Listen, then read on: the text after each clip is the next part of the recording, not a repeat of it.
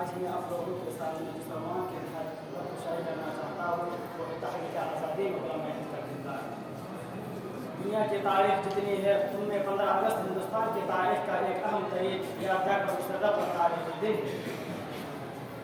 1947 کو اسی دن طویل جدوجہد اور لاکھوں ہندوستانیوں کی جانوں کو نذرانے کے بعد یہ ملک آزادی کا خواب تعبیر ہوا، اور اب تک ہمارے ملک آزاد ہوئے 75 سال ہو گئے۔ یہ آزادی اتنی آسانی سے نہیں ملی، بلکہ اس دیش کو ہم تک پہنچانے کے لیے ہمارے اسلاف اور خاص کر علماء کرام نے بہت ظلم و ستم اور جان و مال کی قربانیاں دی۔ اور سب سے پہلے آزادی کا نعرہ شاہ عبدالعزیز محدث دہلوی نے لگایا تھا۔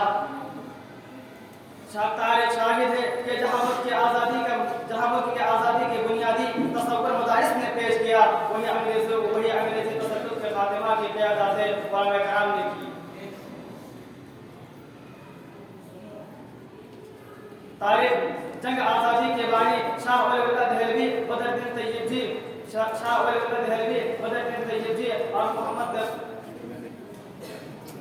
شاہ ولی اللہ دہلوی اور بدر الدین طیب جی محمد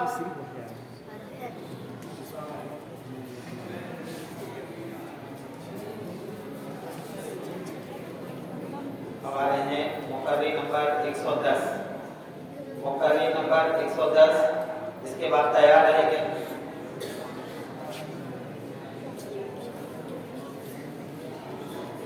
مقرری نمبر 125 125